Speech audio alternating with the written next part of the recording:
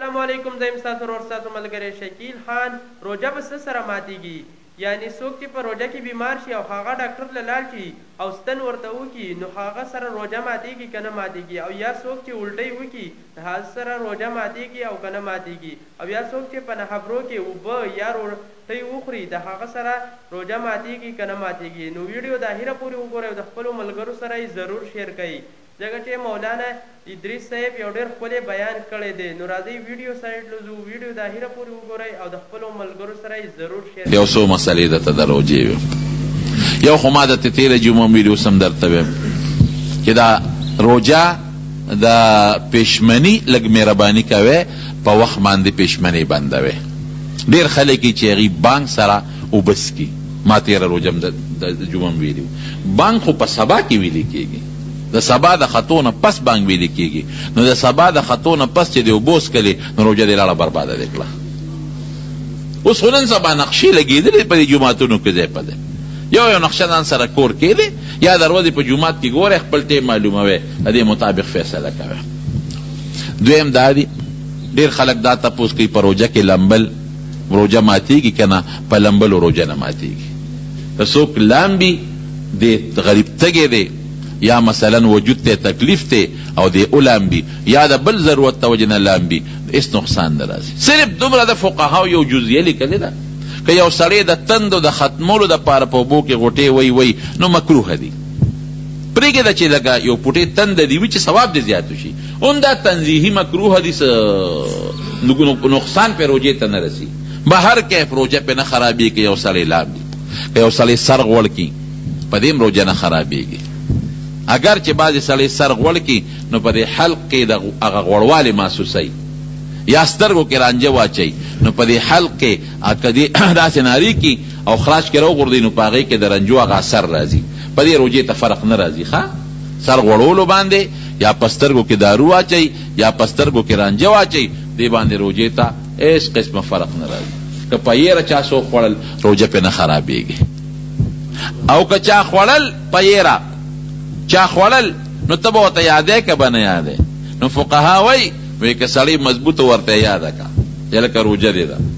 او که سړی کمزوری بوډا یا بیمارو یا د صحت نه کمزوری دی مې یادوه ورته، خدای وله روزي ورکوي پرېږده چې اخوري، په یېره روجه نه خرابېږي. او که په غلطۍ باندې ته روجه ماته شوه، غلطۍ او یېره کې فرق دی. یېره کې د سړي نه روجه یېرئ او په غلطۍ کې په خطا کې ورته یادی. لکه مثلا سړی په غسلخانه کې لامبي او دا بوجۍ خولې ته مخامخ شوه، روجه یاده ده، او غلطۍ سره خولې ته په قصد نه په خطا او په غلطۍ هغه اوبه حلق ته لاړئ نو په دې روجه ماته شوه.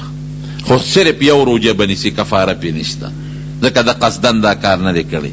غوږ کې کله چې اوبه لاړې نو په دې روجه نه ماتېږي. که یو سړی پوزه کې اوبه اچوي نه خرابېږي، خو که بره دې راښکلې او دا تیرې شوې نو روجه دې لاړه برباده شو. که یو سړی غاښ وباسي په روجه کې، پرون ما نه چا تپوس کړی په ټلیفون زه کوم، نو په غاښ وښکو روجه نه خرابېږي. خیر دی، خو احتیاط دې وکړي. هغه انجکشن کوئ نو په دې روجې ته فرق نه پرېوځي. احتیاط دې وکړي. احتیاط دا چې هغه دارو یا وینه تیره نه شي. که هغه دارو یې تیر شو نو روجه ماته شوه، یا هغه وینه چې غاښ نه راوځي هغه تیره شوه نو بیا روجه ماتېږي. نو احتیاط دې وکړي، نور په نفس غاښ اوښکلو روجه نه ماتېږي.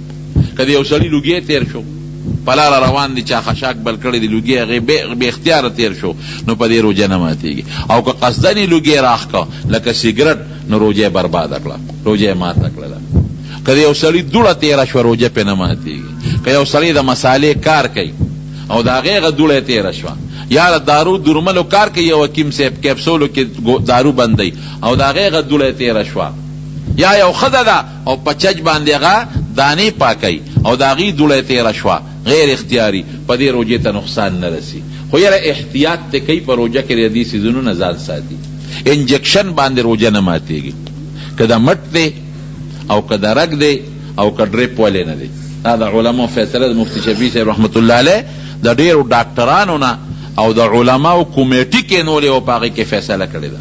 مولانا شریف علي تانوي صاحب او مفتي شفیع صاحب ټولو دا فیصله کړې ده.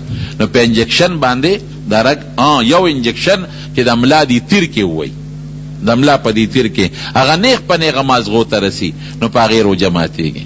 یا که سر د چا سوري او داروی پکې واچول او مازغو ته ورسېدل بیا پې روژه ماتېږي. یا خېټه د چا سوری وه او داروی پکې واچول او خېټې ته یا معدې ته ورسېدل روژه پې ماتېږي. نور که یو سړی وجود غوړ کړي او هغه غوړوالی دننه یا د واورې مشین کې ودرېد او هغه یخوالي رطوبت وجود ته دننه م ورغی په دې په روژه کې فرق نه راځي. که د یو سړي په غاښ کې غوښه نښتې ده او په ژبه هغه غوښه ده را جدا کړه او تېره کړه نو که دا د چڼې برابر وه د چڼې یا د هغې نه زیاته وه نو روژه خرابېږي. او که د چڼې نه وړه وه نو لږه وه بیا روژه نه خرابېږي. او که بار یې راوښکه بار یې راوویسته او بیا یې تېره کړه نو که لږه یې که ډېرې روژه خرابه شوه. یو سړی خوله وینې شوه او لاړې تېرې شوې ډېرې زر نورې لاړې توکي که چرته دا وینه د دې لاړو برابر وه یا وینه په لاړو غالبه وه نو بیا روژه ماته شوه. او که لاړه پې غالبه وه د وینې رنګ پې کم و نو بیا روژه نه ماتېږي. په الټو روژه ماتېږي که نه ماتېږي نو دې کې لوی تفصیل دی د علماو پکې لوی اختلاف هم دی خو چې کوم راجح قول دی هغه درته وایم اسان غوندې. که چرته چا قصدن الټی وکړې تعلق یې ګوته ووالو الټی وکړې او په ډکه خولي قصدن الټی وکړي او په ډکه خوله په دې روژه خرابېږي ماتېږي. او که قصدن نه بې اختیاره وله الټی رالي بیمار دی غریب یا زنانه بعضې وخت کې الټی کوي یا نارینه دی الټی وله رالي بې اختیاره قصدن نه په هغې روژه نه ماتېږي که لږي که ډېرې او قصدن باندې اله ماتېږي چې په ډکه خولي که په ډکه خوله نه او لږې وي بیا پې روژه نه ماتېږي. که چرته ستا خولې له هغه ترخې اوبه رالی زیړې توکه خو که واپس دې تېرې کړې روژه دې ځان نه برباده کړه. لاړې که یو سړی په خولې کې جمع کړي او تېرې کړي روژې ته نقصان نه رسوي. باید سړی اودس وکړي او خوله لاړې توکي او بیا هم په دې خوله کې څه معمولي هغه اثر غوندې پاتې نو بعد مې لیدلي چې هغې په کپړه باندې بیا جبه وچوي نه په کپړه جبه مه وچوه خیر دی که هغه اثرات تېر شي په هغې نقصان نه رسوي. پوزه بره راښکل خو ښه نه دي قبیحه کار دی خو که یو سړي پوزه بره راښکله او دا ګند یې تېر شو نو په دې هم روژې ته نقصان نه رسي. یا مثلا یو ښځه ده هغه ترکاري سکي نو علما لیکي چې که خاوند یې سخت طبیعته دی نو خیر دی ترکاري سکلی شي خو تیری به نه توکي به روژې ته پې نقصان نه رسي. او که خاوند یې سخت طبیعته نه دی نو ځان دې ساتي ترکاري دې نه سکي خو د مالګې کمې زیاتې دی لکه کمه دې ور واچوي که نه ماښام به یې پوره کړي د کم علاج کېږي او د زیات علاج نه کېږي. دا یو څو مسایلو ماشي دې مری ته ننوت غیر اختیاري تیر شو یا مچ دې مری ته در ټوپ کړی غیر اختیاري تیر شو نو په دې په روژه کې فرق نه راځي. دا بعضې مسایل زما ذهن کې و چې کوم زمونږ په دې وطن کې مروج مسایل دي. یو ځوان زلمې سړی ناجوړه دی دی به څه کوي دی د مسلمان ډاکټر ته رجوع کړي. هغه مسلمان ډاکټر چې ګورې په خپله روجې نیسي هغه ته دې رجوع کړي. که هغه ورته ووایي چې ستا دا بیماري داسې ده چې یا تمرې او یا زیاتېږي روژه مه نیسه بیا دې نه نیسي. خو د ځوان زلمي چې روژه ونه نیسي په فدیه کار نه کېږي دی چې جوړ شو دا روژې به بیا نیسي او که پکې مړ شو نو خلاص سره خبره. که 10 ورځې جوړ شو د نه نیولې د هغه 10 ورځو روژې پې پورې دي.